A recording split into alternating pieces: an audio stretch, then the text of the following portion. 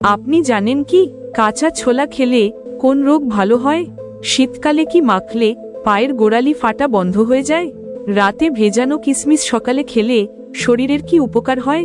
বাস্তুশাস্ত্র মতে লবণের পাত্রে কি রাখলে বাড়িতে অশান্তি হয়? রক্তে কিসের অভাব হলে নার্ভের রোগ দেখা দেয়? এমনই অনেক অজানা প্রশ্নের উত্তর রয়েছে আজকের ভিডিওতে, তাই ভিডিওটি স্কিপ না করে সম্পূর্ণ মনোযোগ সহকারে শেষ পর্যন্ত দেখতে থাকুন। জিকে10 বাংলায় আপনাকে স্বাগত। আজকের প্রথম প্রশ্ন, রাতে ভাত খেলে শরীরের কোন মারাত্মক রোগ হওয়ার ঝুঁকি বাড়ে? ডায়াবেটিস, চোখের রোগ, থাইরয়েড নাকি কোষ্ঠকাঠিন্য?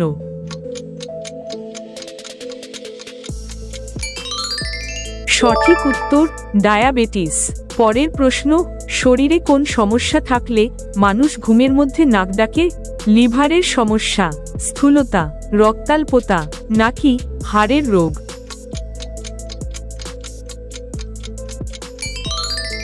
সঠিক উত্তর স্থূলতা। পরের প্রশ্ন, চিয়া সিড খেলে শরীরের কি উপকার হয়? শরীরে ফ্যাট বাড়ে, ক্যালসিয়াম বৃদ্ধি পায়, রক্তচাপ বেড়ে যায় নাকি হজম শক্তি নষ্ট হয়?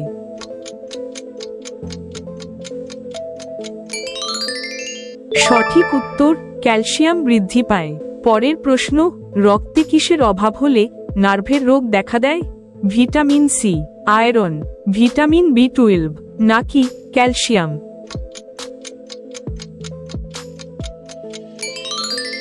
সঠিক উত্তর ভিটামিন বি12। পরের প্রশ্ন, বাস্তুশাস্ত্র মতে লবণের পাত্রে কি রাখলে বাড়িতে অশান্তি হয়? ভাতের চাল, লাল মরিচ, কাঁচা পেঁয়াজ নাকি টাকা বা কয়েন?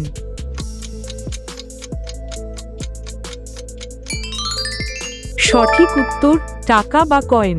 পরের প্রশ্ন, শীতকালে কি খেলে শরীরের রোগ প্রতিরোধ ক্ষমতা বাড়ে?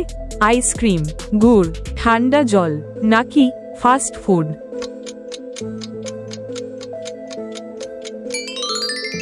সঠিক উত্তর গুড়। পরের প্রশ্ন, রাতে ভেজানো কিশমিশ সকালে খেলে শরীরের কি উপকার হয়? স্মৃতিশক্তি বাড়ে, চুল পড়া কমে, ঘুম ভালো হয় নাকি রক্ত বৃদ্ধি পায়?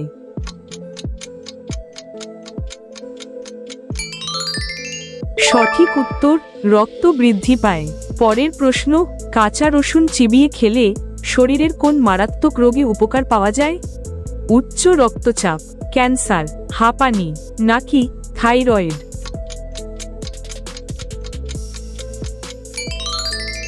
সঠিক উত্তর উচ্চ রক্তচাপ।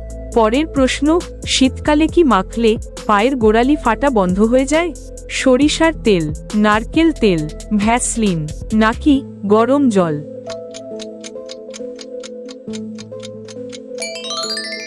সঠিক উত্তর ভ্যাসলিন। পরের প্রশ্ন, কাঁচা ছোলা খেলে কোন রোগ ভালো হয়? রক্তস্বল্পতা, ডায়াবেটিস, হৃদরোগ নাকি চোখের রোগ?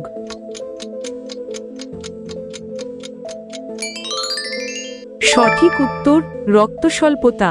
আজকের শেষ প্রশ্নটি আপনার জন্য, লেবুর মধ্যে কোন ভিটামিন সবচেয়ে বেশি পাওয়া যায়? Vitamin A, vitamin B, vitamin C নাকি ভিটামিন ডি? সঠিক উত্তর জানা থাকলে অবশ্যই কমেন্টে লিখে জানিয়ে দিন। বন্ধুরা, নিয়মিত এইরকমই সব অজানা প্রশ্নের উত্তর জানার জন্য চ্যানেলটি সাবস্ক্রাইব করে একটি লাইক অবশ্যই দিয়ে দেবেন। ধন্যবাদ।